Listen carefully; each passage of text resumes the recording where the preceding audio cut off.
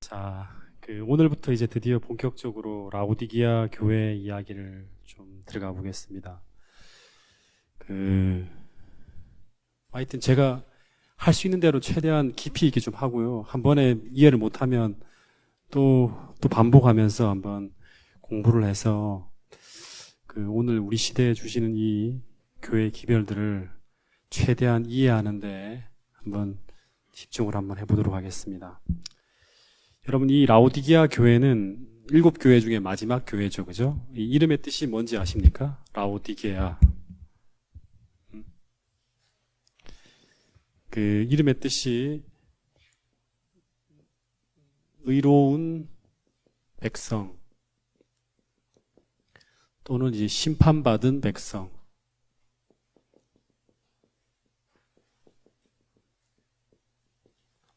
의롭다는 말은 이거는 이제 뭐 어떤 개념이죠? 용서받은 거죠, 그죠? 속죄를 경험한 백성이에요. 심판받은 백성은 심판을 이긴 백성이죠. 예. 이 시대의 기별하고 또 다 이렇게 같이 생각해 볼 수 있는 거예요. 그래서 이 라오디기아라는 말은 라오스라는 말 혹시 들어보셨어요? 라오스. 백성이란 말이죠, 그죠? 라오스. 그 다음에 또 하나가 이제 라오스하고 디카이오스라 그래서 의롭다, 심판하다라는 디카이오스하고 라오스가 합쳐져서 의로운 백성, 심판받은 백성이 바로 라오디게아라는 의미입니다. 이 라오디게아 교회는 역사의 마지막을 장식해야 될 교회예요. 그러니까 굉장히 중요한 사명과 그리고 역사상 가장 치열한 전쟁, 7교회 어느 누구도 경험해보지 못한 그런 전쟁을 이제 준비하는 그런 백성이에요. 근데 이 교회에 처한 상황을 이제 우리가 읽어보면 어떻죠? 이 교회가 처한 상황. 네? 한번 쭉 읽어보면, 어떤 상황이냐 그러면, 이 상황은 한마디로 말하면 완전히 김 빠져 있는 백성. 김이 빠지고 맥이 빠진 그런 상황. 이 교회는 이제 목사가 단상에 올라가면 설교할 마음이 하나도 안 생길 것 같아요. 완전히 막 다들 거의 조는 사람이 태반이고 축 처져 있고 성경 말씀을 들어도 냉담하고 교인들의 모습에는 생동감이 하나도 없고 맨날 조는 사람 투성인 교회가 바로 어떤 교회냐 그러면 바로 이 라오디게아 교회입니다. 이 시대가 오늘 이제 이 라오디게아의 모습인데 이 라오디게아 교회하고 이제 또 같이 생각해야 될 게 지금 하나하나 들려드리는 말씀들은 다 적용해서 생각해 보셔야 돼요. 이 계시록 3장에 나와 있는 이 라오디게아 교회하고 똑같이 맥 빠지고 졸고 있고 냉담하는 이런 어떤 모습을 묘사하고 있는 또 하나의 성경이 있죠. 성경장이 있죠. 마지막 시대를 묘사하면서 어디에 나오죠? 마태복음 25장에 보면 종말에 관한 4가지의 비유 중에서 두 번째 비유인 무슨 비유? 열처녀의 비유에 보면 열처녀의 비유가 뭐예요? 재림을 기다리는 백성들이죠. 그렇죠? 그 10명의 처녀들이 전부 어떤 모습으로 기다리고 있죠? 다 졸며 잘세. 똑같아요. 맥 빠져 있죠. 냉담하고 성경에 대해서 잘 이렇게 이제 열정이 없고 그런 모습인 거예요. 그러니까 이 라오디게아 교회 형편과 마태복음 25장의 재림을 기다리는 처녀들의 비유, 이것도 전부 다 마지막 시대의 교인들의 모습과 정확하게 일치하는 거예요. 이 두 가지의 비유를 통해서 하나님께서 이 마지막 시대에 처해질 교회의 모습을 묘사하고 있는 거예요. 근데 이런 모습을 볼 때 이제 예수님의 마음은 어떨까요? 애간장이 타겠죠. 지금 하나님께서 영적인 선악의 대쟁투에서 이들을 데리고 뭘 해야 되냐 그러면 전쟁을 치러야 되는데 이 전투원들이 전부 다 사기가 다 떨어져 있는 거예요. 여러분, 이 라오디게아 교회 다음 교회가 무슨 교회죠? 다음 교회가 무슨 교회예요? 채은이, 다음 교회가 무슨 교회예요? 라오디게아 다음이 뭐야? 하늘교회잖아요. 하늘교회. 하늘에 가서 이제 교회, 새 예루살렘 교회가 그 다음 교회예요. 그러니까 다음 교회가 있다 없다? 없어요. 그러니까 그래서 우리가 사는 이 시대를 무슨 시대라 한다? 마지막 시대라는 거예요. 말세라는 말이 이제 처음 사도 바울 시대 때부터 계속 말세라 했지만 진짜 말세 중에 말세가 바로 오늘 우리 시대예요. 라오디게아 교회 다음에 교회가 없어요. 다음에 교회가. 그래서 이 라오디게아 교회는요. 정확하게 이제 먼저 미리 말하면 1844년 이후부터 시작해서 재림 때까지입니다. 재림 때까지. 그러니까 지구 역사상 다음 교회는 존재하지 않아요. 여기서 끝나는 거예요. 여기서 우리가 예수님을 실패하면 실패할 수가 없죠. 이제 더 이상의 어떤 대안이 없는 거예요. 이 라오디게아 도시를 잠깐 공부하면 이제 이 라오디게아라는 도시가 이제 그 처한 지리적인 상황을 잠깐 보면 이제 이 라오디게아 그 도시를 따라서 이제 여기 조금 10km 정도 올라가면 이제 무슨 도시가 있냐 그러면 히에라폴리스라는 도시가 있어요. 성경엔 히에라볼리라 그러는데 그 도시에서부터 시작해서 이제 그 히에라폴리스가 어떤 도시냐고 온천 도시예요. 뜨거운 물이 쭉 흘러내려와요. 근데 히에라폴리스부터 시작해서 라오디게아까지 거리가 한 10km쯤 됩니다. 근데 뜨거운 물이 이 리쿠스 계곡이라는 계곡을 따라 쭉 흘러내려오면 그 물이 어떨까요? 식죠. 예. 그리고 이제 이 물이 쫙, 그리고 또 이 온천수가 미네랄이 되게 풍부하대요. 그래서 막 주변 그 밭이 있는데 그 밭마다 전부 다 이 그 온천수가 쭉 흘러들면서 계곡이 굉장히 이제 아름답고 비옥하고 풍요롭게 쫙 펼쳐진다 그럽니다. 근데 그래서 이 물이 식잖아요. 식은 이 물을 보면서 예수님이 뭐라 그러냐 그러면 이제 온천수가 많이 포함되어 있고 물이 미지근한 이거를 이제 먹게 되면 사람들이 마시게 되면 이 물은 식수로도 사용된대요. 근데 이제 이 물은 온천수니까 목욕물로는 적합할지 모르지만 광물질이 많이 들어있고 미지근하니까 이걸 생수로 마시기 쉽지 않죠. 그래서 이걸 입에 대고 먹으면 어떠냐 그러면 속이 니글니글거려서 토하고 싶은 생각이 든다는 거예요. 그 라오디게아 교인들의 상황을 뭐라 그러죠? 너희들이 차지도 않고 더럽지도 않고 미지근해서 내가 토하여 내칠이라는 이 말의 표현이 바로 이런 어떤 그런 지리적 상황하고 또 일치된다 그럽니다.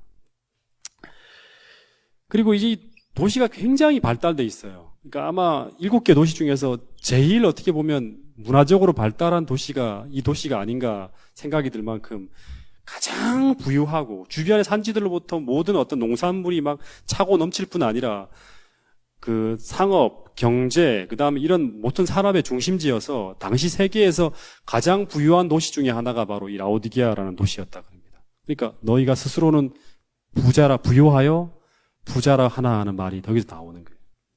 돈이 넘쳐나고 외환 거래가 발달하고 금융업이 발달하고 막대한 부를 다시금 이 금융업을 통해 또 얻어들이고 하는 그 말 그대로 엄청나게 부유한 도시가 바로 라오디게아 도시였어요. 심지어는 한 서기 60년에 이 도시에 큰 지진이 났대요. 그래서 많은 피해가 입었는데 황제가 돈을 지원해 주겠다고 하니까 지원받지 않겠다. 그럴 필요 없다. 왜냐 그럼 우리 자체적으로 돈이 많기 때문에 그런 지원이 필요 없다고 말할 정도로 그 정도로 부유한 도시가 바로 라오디게아 도시였어요.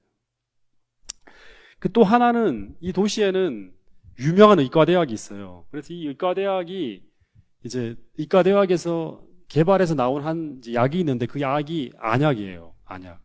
콜루리온이라는 안약인데 이 안약이 굉장히 유명했대요. 사람들이 이걸 사려고 수많은 도시에서 몰려와요. 근데 이 약이 전 도시로 이렇게 수출되는데 근데 예수님이 뭐라 그러냐면 이 교인들에게 너희들이 눈에 눈병이 걸렸을 때는 안약으로 눈을 고치는 것처럼 너희는 영적으로 어떻다? 지금 제대로 사물을 분별할 수 없는 영적인 소경이 되었기 때문에 너희들은 누구에게 안약을 사서 내게 안약을 사서 이 사물들을 이 세상을 정확하게 볼 수 있는 그런 영적 안목을 가져라는 그 말도 바로 이런 어떤 그 배경 속에서 나온다 그럽니다. 그래서 또 하나 좀 이제 이 역사적 배경을 하나만 더 살펴보면 여러분 이 라오디게아 하면 제가 예언을 연구할 때마다 여러분들이 가르쳐 준 게 하나 있죠. 이 라오디게아 교회 라오디게아에서는 유명한 종교회의가 열렸죠. 혹시 아세요? 유명한 종교회의. 라오디게아 종교회의. 예. 364년에 아주 유명한 라오디게아 종교회의가 열립니다. 근데 이 회의에 32명의 감독들이 이제 참석해서 이제 여러 가지를 토의하는데 그 중에 하나가 뭐냐 그러면 의제 가운데 하나가 안식일을 토요일에서 일요일로 바꾸는 일요일 휴업령이 정식으로 채택되어진 그 종교회의가 바로 이 라오디게아에서 벌어진 종교회의입니다. 그래서 또 하나의 의제가 있었는데 그게 뭐냐 그러면 성경의 정경 목록을 작성하는 건데 흥미있는 것은 이 정경 목록에서 뭐가 빠지냐 그러면 요한계시록이 빠집니다. 요한계시록이. 이 라오디게아 종교회의에서. 근데 왜 이 요한계시록을 이 라오디게아 종교회의에서 빼버렸을까? 바로 이 요한계시록 3장에 등장하는 이 라오디게아 교회를 어떤 교회로 묘사하고 있죠, 요한이? 최악의 도시로 묘사하는 거예요. 그래서 아마 뺐을지 모르겠다고 학자들이 이야기한다 그럽니다.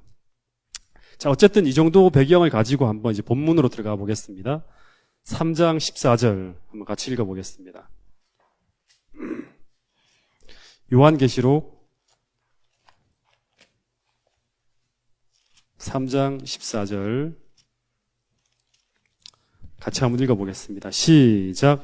라오디게아 교회 사자에게 편지하라. 아멘이시오. 충성되고 참된 증인이시오. 하나님의 창조의 근본이신 이가 이르시되 내가 내 행위를 아노니 내가 차지도 아니하고 뜨겁지도 아니하도다. 내가 차든지 뜨겁든지 하기를 원하노라. 자, 거기까지만 좀 읽어보면서 오늘 이제 할 수 있는 한 3번 정도는 아마 공부를 해야 될 것 같아요. 라오디게아 교회를 다룰 때. 자, 하나하나 다 보면 이제 좀 꼼꼼하게 보겠습니다. 예수님을 뭐라 그래요? 첫 번째 아멘이라 그러죠. 그죠? 아멘. 아멘이시오. 예수님의 칭호가 먼저 아멘이라고 나옵니다. 여러분, 이 아멘이라는 의미가 뭔지 아시죠? 이게 헬라어입니까? 히브리어입니까? 아멘. 아멘 하는 건 이게 원래 제가 원문을 읽는다 그러면 아만이라고 읽을 것 같아요. 아만. 이 아멘이라는 말은 히브리어인데 거의 대부분 번역을 하지 않아요. 이게 원래 의미가 있는데 번역을 하지 않고 신약에서도 그대로 놨습니다. 아멘이라고. 이 아멘이라는 말은 이제 참으로 그러하다, 진실로 그러하다는 말이에요. 이 근본적인 의미는 이제 영어로 하면 in truth 같은 거, 진실로, 참으로 하는 거예요. 그러니까 어떤 말이나 어떤 진술이 절대적으로 참되고 믿을만하다는 것을 확증하고 보증하기 위해 사용하는 게 바로 아멘이에요. 그러니까 진실로, 진리다 말이죠. 진실하다, 참되다 하는 거예요. 그래서 이제 예수님이 보통 진실로 내가 내게 이르노니 하는 말이 있잖아요. 그죠? 이런 번역 표현들 많죠. 진실로 내게 이르노니 할 때 이걸 헬라어로 하면 아멘 로고소이 그러는 거예요. 아멘 로고소이. 그러니까 진실로란 말을 할 때 전부 다 아멘이라는 표현을 씁니다. 그래서 이 예수님의 이 칭호는 어떻게 보면 이제 학자들이 쭉 보니까 이 칭호는 이사야서 65장 16절에서 따왔다 그럽니다. 이사야서 65장 16절. 읽어보세요.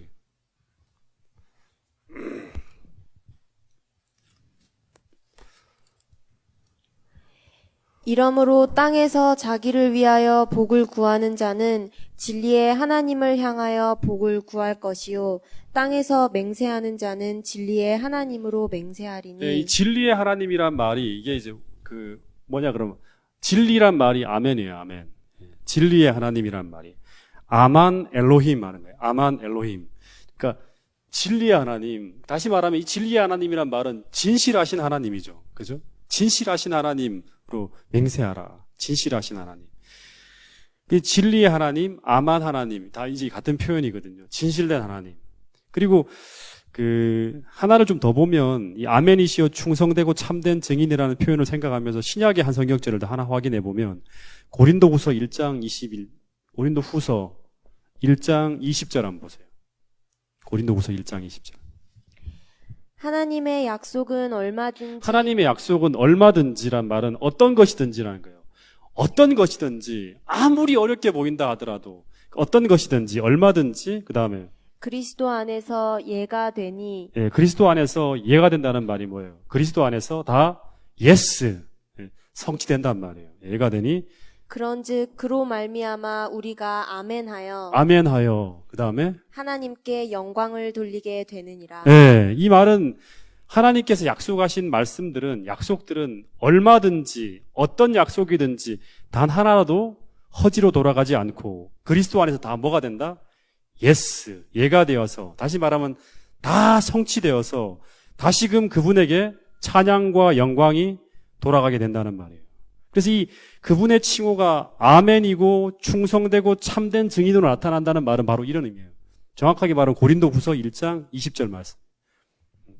하나님의 약속은 얼마든지 어떤 것이든지 그리스도 안에서 다 예가 되니, 그리스도 안에서라는 말은 뭐예요? 우리가 믿음으로 그리스도 안에서 그 약속을 주장하게 될 때 전부 다 예가 되니, 그런즉 믿음으로 말미암아 우리가 아멘하여서 그런 약속을 받을 때마다, 읽을 때마다, 볼 때마다 아멘하면서 하나님께 영광을 돌리게 되느니라.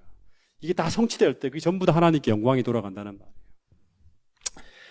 여러분, 그래서 이 마지막 시대에 주시는 이 기별들, 이 메시지들은요, 여러분 정말 아멘이신 하나님께서 지금까지 역사의 모든 과정에서 아멘이 안 된 것이 있냐? 하나님께서 말씀하신 것이 진실되지 못한 게 있느냐?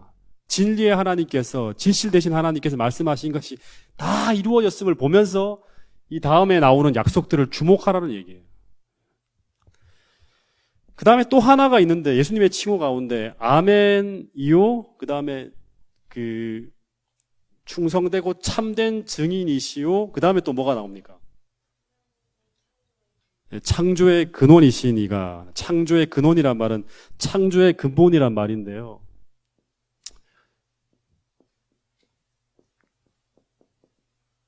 이 말은 창조주 하나님이라는 말하고 똑같은 거예요. 여러분, 창조의 근본이신 이라는 말을 딱 대하자마자 갑자기 스파크가 일어나시는 분, 빠바박 하면서 뭔가 이 연결이 쭉 되시는 분 있습니까? 에이스. 예. 예. 라오디게아 시대는요, 라오디게아 교회의 시대는 언제부터 언제까지다? 이제 계속 반복하는 거 들으세요. 이제 다음 주 이게 라오디게 7교회가 끝나고 나면 시험을 한번 칩니다, 여러분. 그 성적이 과락이 나오면 진짜 개인적으로 제가 찾아가서 상담을 하겠습니다. 1844년부터 재림까지입니다. 계속 기어가서 이 날짜 1844년부터 라오디게아 교회.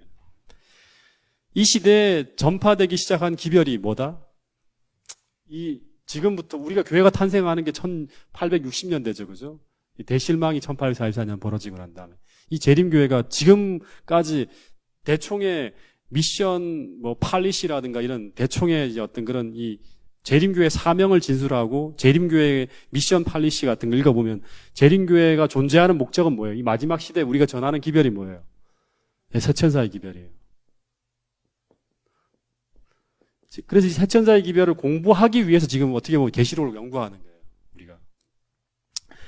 근데 이 새천사의 기별 가운데 첫째 천사의 기별이 무엇인가 하면 우리 지은이가 얘기했던 것처럼 첫째 천사의 기별이 어디 나옵니까?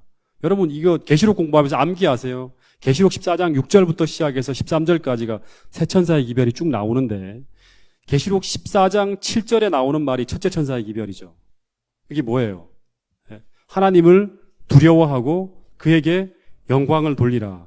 이는 그의 심판하실 시간이 이르렀음이니. 그 다음 나오는 말이 뭐예요? 하늘과 땅과 바다와 물들의 근원을 만드신 이를 경배하라. 하늘과 땅과 바다와 물들의 근원을 만드신 이 창조의 근본이시니 그분이 바로 누구다? 예수 그리스도다 하는 거예요. 딱 같이 일치가 되는 거예요. 그에 전해지는 기별과 이 기별이 같이 쫙 연결이 되는 거예요. 예. 그래서 이 라오디게아 교회의 기별과 새천사의 기별은 시대적으로 종말의 시대, 같은 시대에 전파되는 거예요. 새천사의 기별을 이해하려고 그러면 같이 뭐도 봐야 돼, 그러니까. 이 라오디게아에게 보내는 이 기별도 같이 연구를 해야 되는 거예요, 우리가. 그리고 또 하나, 이제, 지금 하는 얘기들은 다 이해가 안 되더라도 일단은 용어들은 자체를 계속 반복해서 하니까 기억해 놔야 됩니다. 첫째 천사의 기별에서 한 천사가 하늘을 날아가는데 그 온 나라와 족속과 방언에게 전할 영원한 복음을 가졌는데 그 첫째 천사가 전하는 기별이 하나님을 두려워하고 그에게 영광을 돌리라 한 다음에 그 다음 뭐예요? 이는 그의 심판하실 일. 에우라 했습니다. 계속. 예. 재림교회는 이 기별을 전하기 위해서 우리가 존재하는 거예요. 심판하실 시간이 이르렀다는 이 심판이 뭐예요? 다니엘서를 공부하면서 했습니다. 이 심판하실 시간이 이르렀다는 이 심판하실 시간은 무엇을 의미하는 메시지예요? 대쟁투 학원에 보면 명확하게 나오는 게 있어요. 이 심판은 무슨 심판이에요? 예, 좀 마음이 위로가 됩니다. 이런 대답을 하나 나오면 제가 위로가 됩니다. 도대체 뭔 소리 하는 거예요, 목사님? 이러면 진짜 저도 황당합니다. 예. 수도 없이 여러분들 들었을 거예요. 모르겠어요. 이 계시록을 한 번도 공부를 안 했을지 모르겠지만 수도 없이 목사님들이 얘기를 했을지 모르겠어요. 예. 여러분들 읽으면 나오는. 그래서 나중에 이제 대쟁투 학원 읽을 때 이런 구절이 나오면 밑줄을 그으세요. 그냥 멍하니 읽지 마시고. 이 첫째 천사의 기별에 나오는 심판하실 시간이 이르렀다는 이 말은 윌리엄 밀러 빌라델비아 교회 시대에 윌리엄 밀러의 재림운동 당시에 전해진 기별이에요. 근데 그 사람들은 이게 무슨 심판인지 모르고 전했어요. 근데 이 심판은 이 심판하실 시간이 이르렀다는 이 말은 무슨 심판이다? 재림전 심판, 조사 심판. 다시 말하면 이걸 이제 재림전 심판은 재림교회만 가지고 있는 기별입니다. 조사 심판. 또 뭘 의미합니까? 이 심판하실 시간이 이르렀다는 이 말은 또 뭘 의미하죠? 그렇죠. 에이스. 네. 바로 예수님의 지성소 봉사가 시작되었음을 알리는 메시지예요. 예수님의 지성소 봉사가 시작되었다. 이걸 알리는 메시지예요.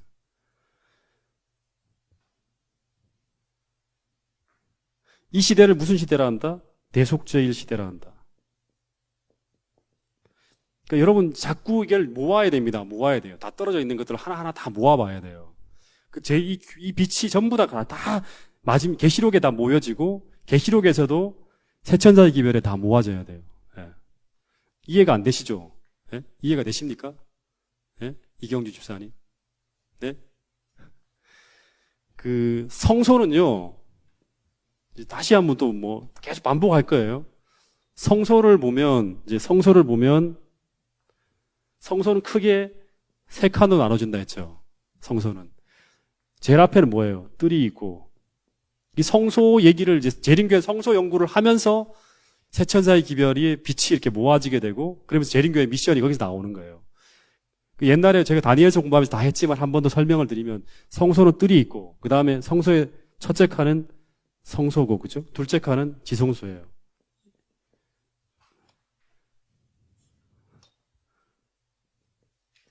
편의상 그려놓은 거예요. 실제로는 잘 여러분 아시죠, 그죠? 근데 이 뜰은 뭐가 있죠? 번제단이 있고 물두멍이 있는 것처럼 예수님이 지상에서의 봉사의 생애를 가리킵니다.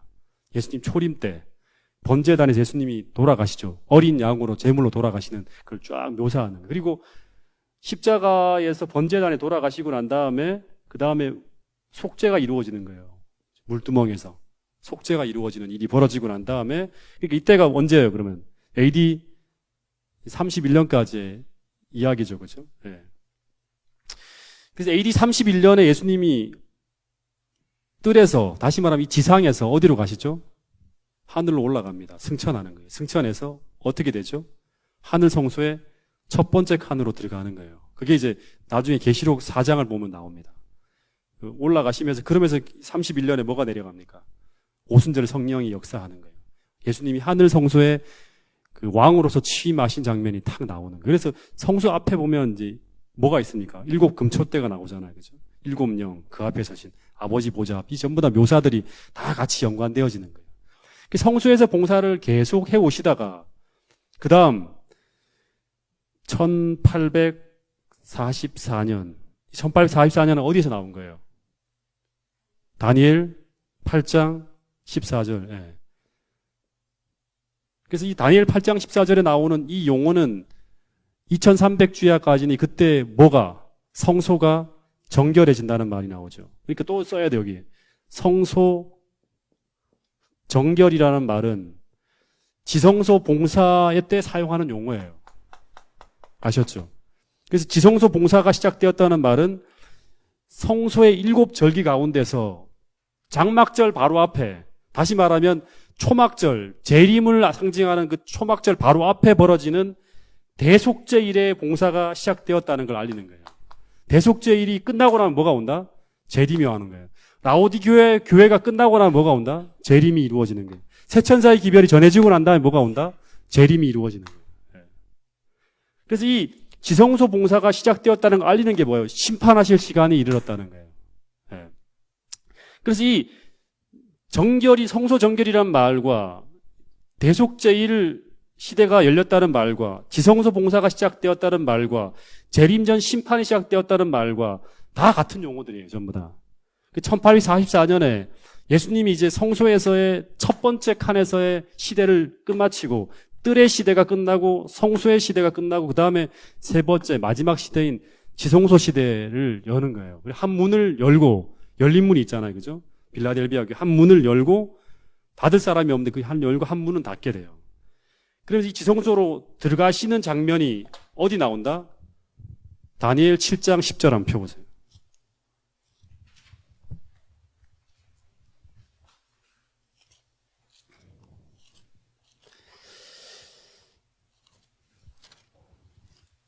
이해가 안 되시는 분이 계시면요, 개인적으로 찾아오세요. 찾아오셔갖고 질문도 하시고 하세요. 어떤 것도 제가 이렇게 얘기하지만 아무리 사소한 거라도 다 대답을 해드릴게요, 제가. 다니엘 7장을 보세요. 7장 우리 공부할 때 보면, 자, 9절부터 볼게요. 내가 보니 왕좌가 놓이고, 이게 이제 1844년에 벌어진 일이에요. 대실망 때. 왕좌가 보이고 옛적부터 항상 계신 이가 좌정하셨는데, 많이 읽었죠. 수도 없이 읽은 이유가 있어요. 이 좌정하셨는데 그 옷은 희기가 눈 같고 그 머리털은 깨끗한 양의 털 같고 그의 보좌는 불꽃이요 그의 바퀴는 타오르는 불이며 불이 강처럼 흘러 그의 앞에서 나오며 그를 섬기는 자는 천천히요 그 앞에 모셔 선 자는 만반이며 뭐를 베푸는데 또 나오죠. 심판을 베푸는데 이게 다 같은 용어구나. 네. 심판을 베푸는데 책들이 다 표현해져 있는 거예요. 심판을 베푸는데 책들이 펴놓여져 있는 이 얘기를 가지고 엘렌 화이트의 글에 보면 조사 심판에 이제 막 책들 얘기가 막 나오는 게 바로 다 이런 이유입니다. 이 심판을 베푸는데 예수님이 어떻게 해요? 그 다음에 보면 인자 같은 이가 13절에 보니까 인자 같은 이가 하늘 구름을 타고 와서 옛적부터 항상 계신 이에게로 나아간다. 인도된다. 이게 바로 예수님이 성소에서 지성소로 아버지 앞으로 나가는 장면을 묘사한다고 엘렌 화이트의 글 가운데 나오는 거예요. 성소에서 지성소로 들어가시는 장면. 이게 1844년 10월에 벌어진 일이고요. 이게 다니엘 8장 14절에 말하는 예수님이 마지막 지성소 봉사를 위해서 나가시는 거예요. 성소에서 대제사장으로서 지성소로 들어가시는 거예요. 들어가셔서 이 성소를 정결케 하고 나오면 그 다음 뭐가 일이 벌어진다?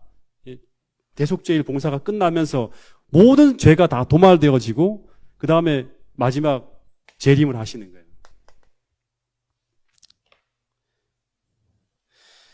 이해가 되십니까? 네. 이해가 되십니까? 네. 잘 안 되실 것 같아요. 네. 몇몇 사람들, 성경을 이제 열심히 따라온 사람들은 이해가 되실 거라고 생각이 듭니다. 그래서 그러면 이제 일단 넘어갈게요. 너무 또 계속 반복하면 머리 깨지니까요. 자, 이 대속죄일 시대, 이스라엘 백성들이 하는 일이 뭘까요? 한마디로 하면, 네, 여러분 말씀에 관심을 가지세요. 계속. 뭐 합니까? 이 대속죄 시대를 한마디로 하면 이 시대는 레위기서라든가 이걸 보면 전부 다 스스로 괴롭게 하라는 말이 있어요. 스스로 괴롭게 한다. 이 말은 뭐예요? 곧 회개하는 거예요. 회개.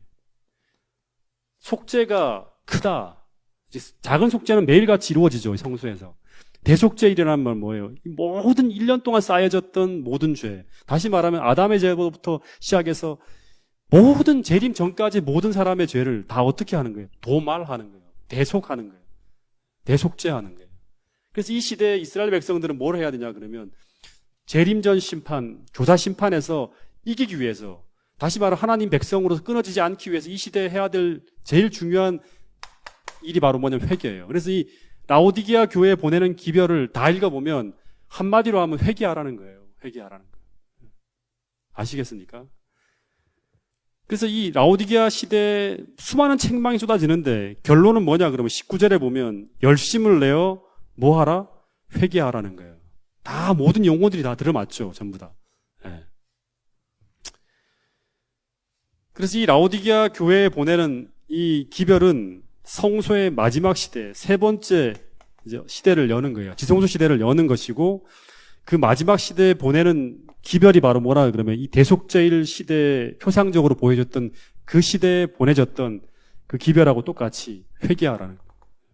그 재림 준비의 핵심은 바로 뭐냐 그러면 속죄를 경험하는 거예요.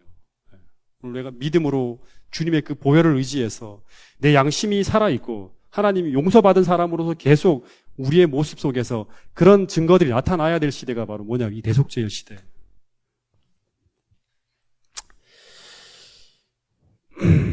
여러분 그래서 우리가 참 교회에서 행복한 일도 참 많았으면 좋겠고요. 하지만 그 행복이 정말 여러분들의 행복이 그냥 오는 것이 아니라 회개를 통해서 다시 말하면 그리스도와의 관계를 올바로 함을 통해서 주님 주시는 그 행복이 그 속죄의 은혜와 그 성결한 기쁨이 이 교회에 넘쳐나게 되기를 간절히 바라겠습니다. 네. 그래서 이 창조의 근본이라는 이 라오디게아 교회에 보내는 기별과 새 천사의 기별에 보내는 이 창조주 하나님이 일치된다. 하나 좀 정리해 놓으면 좋을 것 같고요. 자, 그 다음에 조금만 더 나갈게요. 이 라오디게아 교회는 진짜 문제가 많은 교회예요. 근데 여러분 읽어보면서 자, 하나 느끼는 게 이 교회의 최대의 문제가 뭘까요? 포인트를 탁 잡아갖고 온다 그러면 이 교회는 진짜 위기의 교회거든요. 다른 교회 어떤 그리스도인들도 어떤 교회도 직면하지 못한 아주 큰 도전에 직면해 있어요. 이 교회는.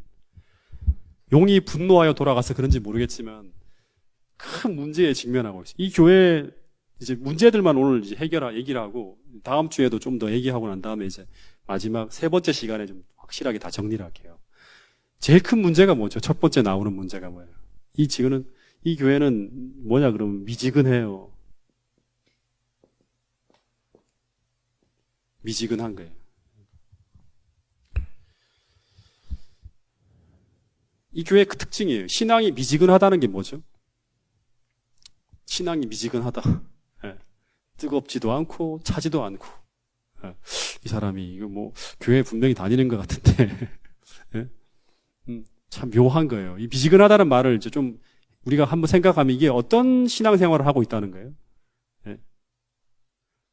여러분들은 뜨겁습니까? 미지근합니까? 네? 라오디게아 교회 교인 많네요. 네.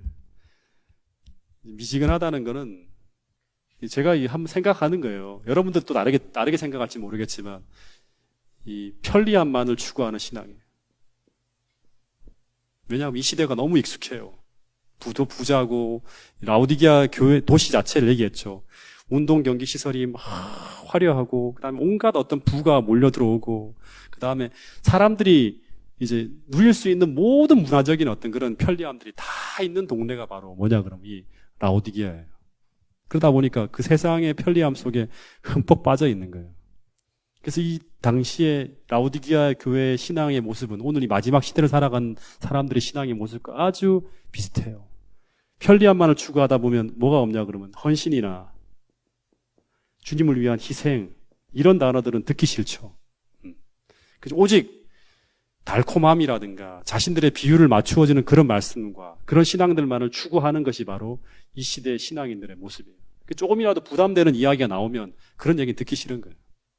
회개란 말 하지 말라 그러죠. 그래서 로버트 슐러 목사가 세운 그 윌로우 크릭 처치 같은 그런 크리스탈 처치 같은 그런 교회들 같은 경우 보면 이 교회 성장을 위해 써야 될 용어들 중에 이제 키워드 중에 하나가 회개라는 말을 쓰지 말라. 죄의 문제를 다루지 말라. 이런 얘기들까지 나오는 거예요.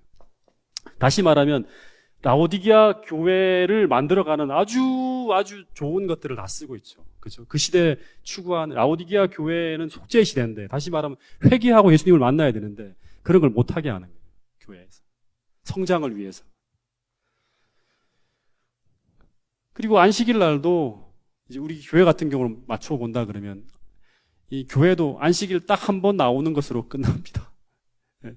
말 그대로 안식일 교인들이 너무나 많죠, 지금. 예. 여러분, 다시 말해서 미지근하다는 말씀은 신앙을 버리자니까 내세가 두렵고 그동안 계속 모태신앙을 통해 들어왔으니까 신앙을 올바르게 하자니까 세상 살아가는 재미를 놓칠 것 같고 그래서 이 미지근한 신앙이 계속되는 거예요. 예. 이게 바로 라오디게아 교회의 상황입니다. 예. 여러분, 이런 상황들을 우리가 해결하지 못하고 뜨겁게 하나님을 사랑하지 못하면 결국에는 예수님 재림을 우리가 맞이하는데 실패할 수 있다는 것이 라오디게아 교회를 통해 우리에게 던지는 메시지입니다. 예. 여러분, 지금 대도시 교회의 가장 심각한 문제는 지금 이 교회 이쪽 자리가 다 비었는데요. 화요일, 금요일 교인 수가 계속 줄고 있다는 거예요.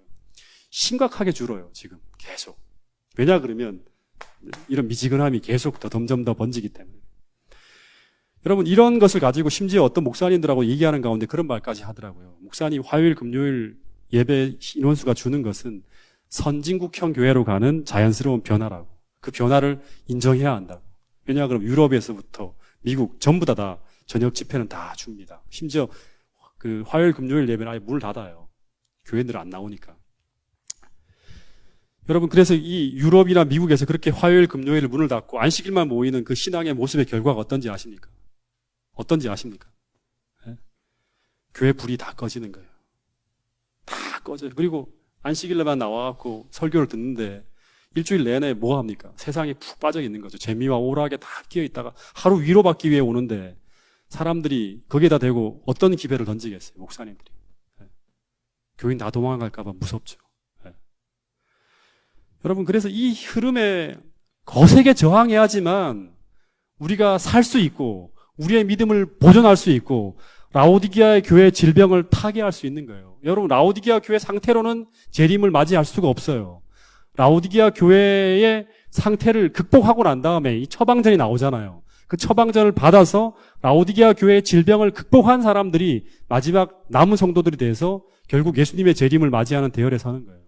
여러분, 지금까지 제가 다니엘서나 계시록을 공부하면서 계속 얘기하지만 이것은 실제입니다. 이 몽환히 몽롱하게 들어서는 안 돼요. 성경을 보시면서 의식을 바로 세워서 영적으로 각성해서 우리가 다시금 살아나야지만 여러분, 이 마지막 시대에 우리가 정말 예수님을 맞이하는 그걸 위해서 평생을 살아왔는데 그걸 위해서 우리가 교회가 준비하는데 그것과 전혀 관계없는 인생을 살아서는 안 되는 거예요. 네. 여러분, 이 교회가, 이 동작중앙교회가 이 시대의 흐름을 이겨내기를 간절히 바랍니다. 네. 그래서 이 미지근하고 식어가는 이 교회의 흐름을 돌리기 위해서 해야 될 하나의 방법이 바로 뭐냐 그러면 뭘까요? 네. 뭐 여러 가지 처방전이 있지만 제가 하나 던지는 건 뭐냐 그러면 모여야 돼요. 모여야 되는 거예요. 그러니까 모여서 혼자서는 안 돼요, 여러분. 저도 혼자 신앙생활을 뭐 이렇게 좀 혼자서 이렇게 뭘 하지만 해봤지만 혼자서는 안 됩니다. 모여야 되는 거예요. 모여서 어떻게 해야 되냐면 영적으로 같은 분위기를 만드는 사람들끼리 모여서 기도하고 모여서 뜨겁게 회개하고 모여서 말씀을 펼치면서 이 시대를 올라가는 이 거슬러 올라가는 신앙이 이 교회의 흐름으로 만들어야 되는 거예요. 아시겠습니까? 특별히 지도자들이 모여서 회개하고 모여서 기도하고 모여서 정말 각성하는 그런 이야기를 쏟아내면서 재림을 준비하는 그런 분위기로 이 흐름을 바꿔야지만 이 교회가 살 수 있는 거예요.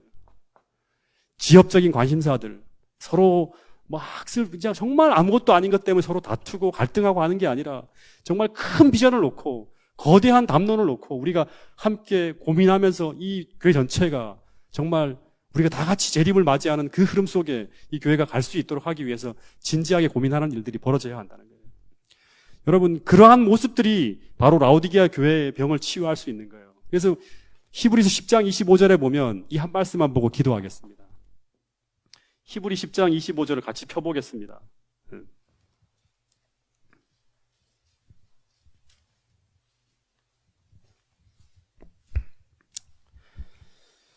자, 읽어보겠습니다. 시작. 모이기를 패하는 같이 어떤 읽겠습니다. 같이 읽겠습니다. 히브리 10장 25절. 시작. 모이기를 패하는 어떤 사람들의 습관과 같이 하지 말고 오직 권하여 그날이 가까움을 볼 수 있도록 더욱 그리하자. 모이기를 패하는 어떤 사람들의 습관과 같이 하지 말고 오직 권하여, 자꾸 권해야 돼, 서로. 그죠? 뭘 권해야 됩니까? 신앙을 권하고 말씀을 권하고 그래야 돼. 은혜를 권하고 해야 되는 거예요. 그러면서 그날이 가까움을 보면 볼수록 더욱 어떻게 하자? 더욱 그리하자는 말은 뭐예요? 모이자는 거예요. 계속. 네. 그래서 여러분, 정말 이 마지막 시대에 미지근해지면 뭐가 오냐? 그럼 물순물이 많이 끼어 들어가는 거예요. 순수함이 사라지는 거예요, 신앙이. 네. 그래서 우리가 이런 모든 것들을 극복하고 처음에 신앙을 했던 그 첫사랑을 회복하면서 우리가 정말 이 마지막을 준비하는 그 교회의 아름다운 분위기와 그런 전통들을 만들고 그런 모습으로서 우리가 다 같이, 모든 교인이 다 같이, 거의 드랍되는 사람이 없이 모두 다 같이 손을 잡고 예수님 오시는 그날 그 시온산에 14만 4천 명으로서 서는 그런 축복을 누릴 수 있게 되기를 간절히 바라겠습니다.